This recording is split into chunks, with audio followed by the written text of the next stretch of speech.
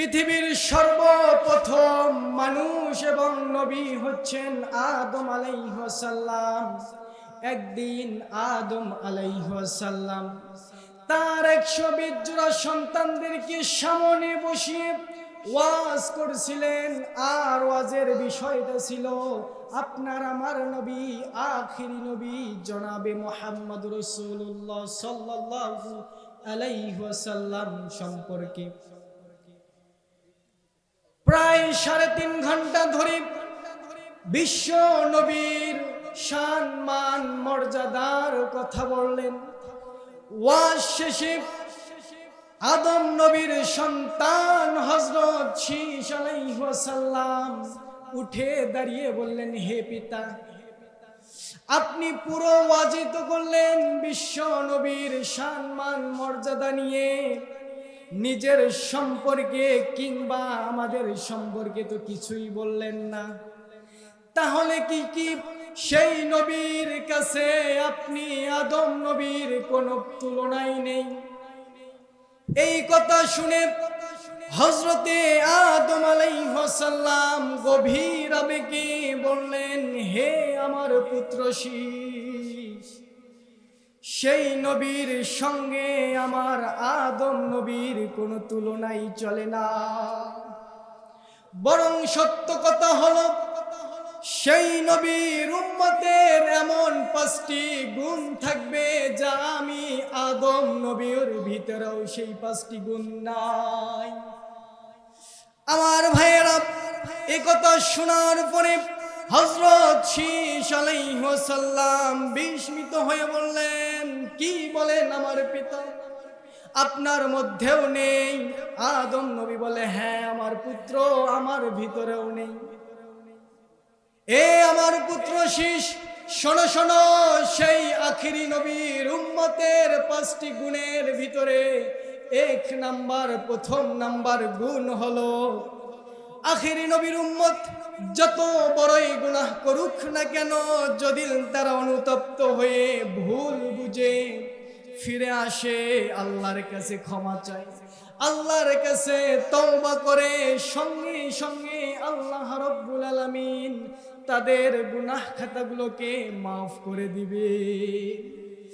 আমার ভাইয়েরা, তাওবাটা কি?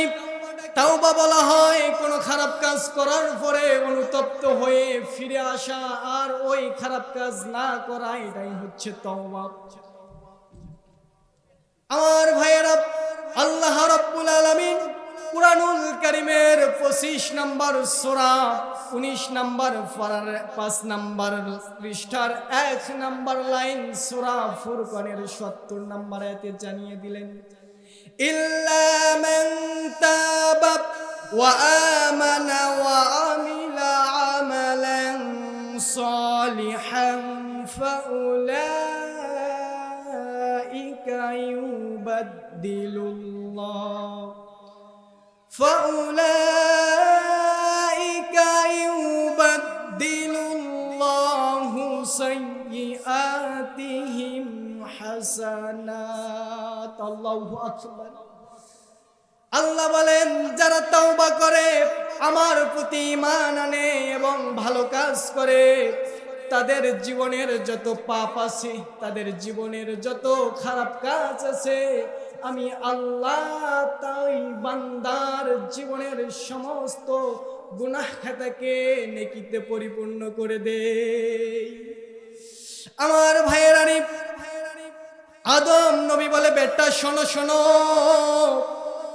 সেই নবীর উম্মত যেখানে গুনাহ করবে, পাপ করবে, সেখান থেকেই তাওবা করলে আল্লাহ কবুল করে নেবে। মসজিদ মাদ্রাসায় যাওয়া আবশ্যক নয়।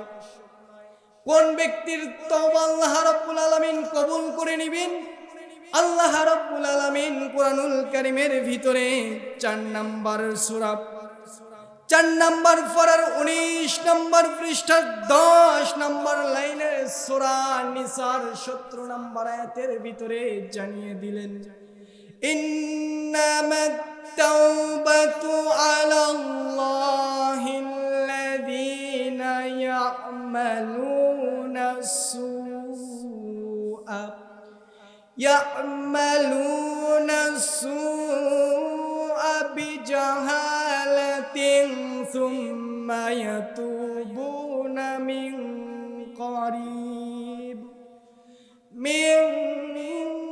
قريب فأولئك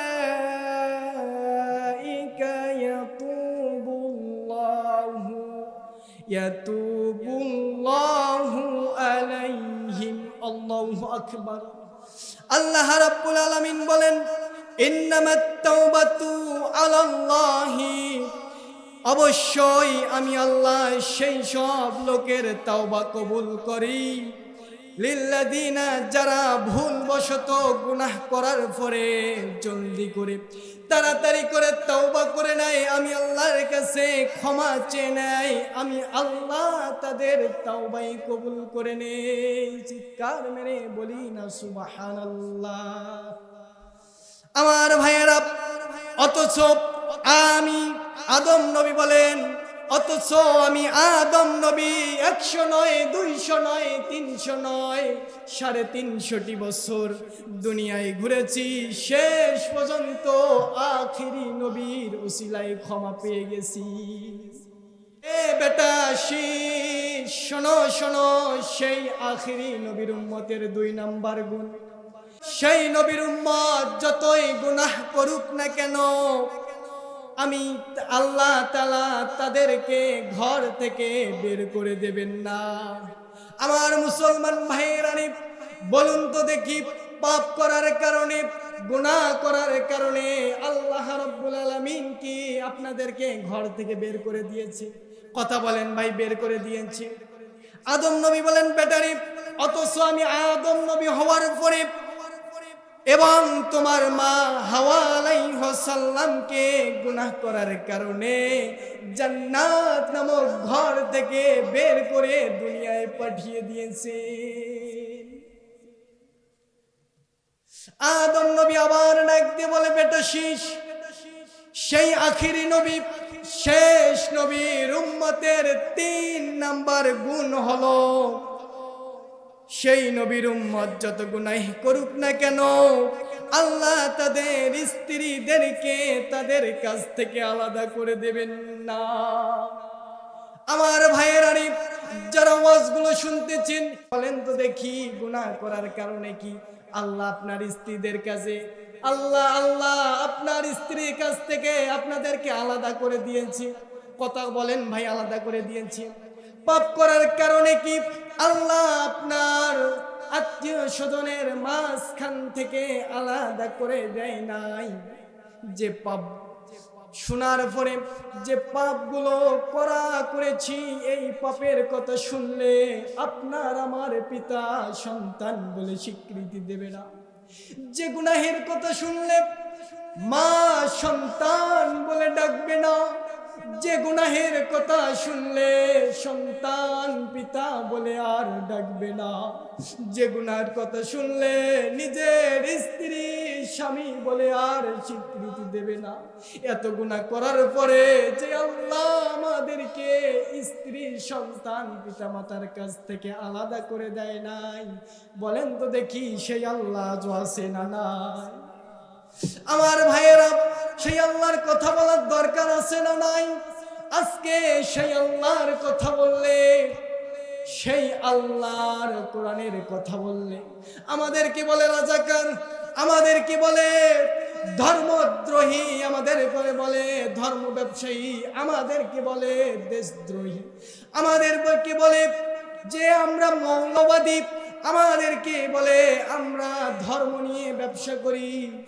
ও মুসলমান ভাই, যে আল্লাহ এত গুনাহ করার পরেও যে আল্লাহ আপনার আমার গুনাহ প্রকাশ করে নাই, সেই আল্লাহর হুকুম মানার দরকার আছে না নাই? আমার ভাইয়েরা, ওদিকে কথা নিয়ে যাব না।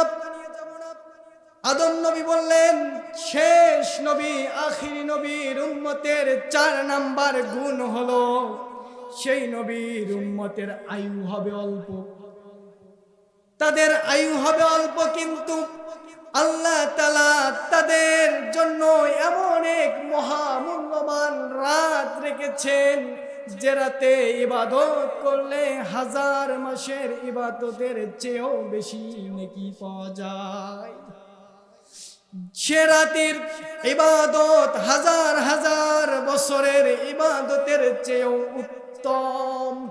আল্লাহ রাব্বুল আলামিন বলেন, ইন্না আনজালনাহু ফি লাইলাতিল কদর। আল্লাহু আকবার। আল্লাহ রাব্বুল আলামিন সূরা কদরের 1 নম্বর আয়াতের ভিতরে জানিয়ে দিলেন, ইন্না নিশ্চয় আনজালনাহু ফি লাইলাতিল কদর, নিশ্চয় আমি কুরআনকে এই লাইলাতুল কদরের রাত্রিতে নাজিল করেছি। আমার ভাইয়েরা 2 নম্বর আয়াতের ভিতরে বললেন, ওয়ামা আদরাকা মা লাইলাতুল কদর, তুমি কি জানো? এখানে আল্লাহ রাসূলকে ইঙ্গিত করে বলা হয়েছে, হে নবী আপনি কি জানেন লাইলাতুল কদর কি জিনিস? পরের আয়াতের ভিতরে আল্লাহ রাব্বুল আলামিন জানিয়ে দিলেন, লাইলাতুল কদরি খায়রুম মিন আলফি শাহর, লাইলাতুল কদরের রাত হাজার হাজার মাসের চেয়েও অধিক উত্তম। সুবহানাল্লাহ বলবেন না? আমার ভাইয়েরা, আল্লাহ রাব্বুল আলামিন পরের আয়াতের ভিতরে জানিয়ে দিলেন, তানাজ্জালুল মালাইকাতু ওয়ার রূহু ফিহা বিইذনি রাব্বিহিম মিন কুল্লি আমর, এই রাতে ফেরেশতার রূহ তাদের রবের অনুমতিক্রমে আদেশক্রমে প্রত্যেক কাজে দুনিয়ায় নেমে আসে। সালামুন হিয়া হাত্তা মাতলাইল ফাজর, ফজরের হওয়া পর্যন্ত এই রাত্রিটির পুরোপুরি বরকত থাকি যায়। সুবহানাল্লাহ। আমার ভাইয়েরা, তাহলে আমরা জানলাম যে আমরা শেষ নবীর উম্মত হবার পরে আল্লাহ রাব্বুল আলামিন আমাদেরকে 5টি গুণে গুণান্বিত করেছেন। তার ভিতরে থেকে আমরা 4টি জেনেছি। আমার ভাইয়েরা, সময় যেহেতু সংক্ষিপ্ত আর লম্বা করব না, 4 নাম্বার যেটা বলেছিলাম যে আমাদের ভিতরে এমন একটি রাত আছে, সেই রাত্রিটার নাম হচ্ছে লাইলাতুল কদর। লাইলাতুল কদরের রাত আমাদের সামনে আসতেছে। এই লাইলাতুল কদরের রাত কবে পাবেন, কোন দিন হবে? আল্লাহর রাসূলের বিবি হযরত আয়েশা রাদিয়াল্লাহু তাআলা আনহু বর্ণনা করেন, বিশ্বনবী মুহাম্মদ রাসূলুল্লাহ সাল্লাল্লাহু আলাইহি ওয়াসাল্লাম বলেছেন, তোমরা লাইলাতুল কদরের রাত রমাদানের শেষ দশকের বেজোর রাত্রিগুলো অনুসন্ধান করো, তাহলেই তোমরা কদরের রাত পেয়ে যাবা। আমার প্রিয় ভাইরা, তাহলে আমাদের সামনে যে লাইলাতুল কদর আসতেছে, এই লাইলাতুল কদর রমাদানের শেষ দশকের বেজোর রাত্রিতে তালাশ করলে আমরা পেয়ে যাব ইনশাআল্লাহ। যতটুকু কথা বললাম এই কথার উপর আপনাকে আমাকে আমল করার তৌফিক দান করুক। সকলেই বলি আল্লাহুম্মা আমিন।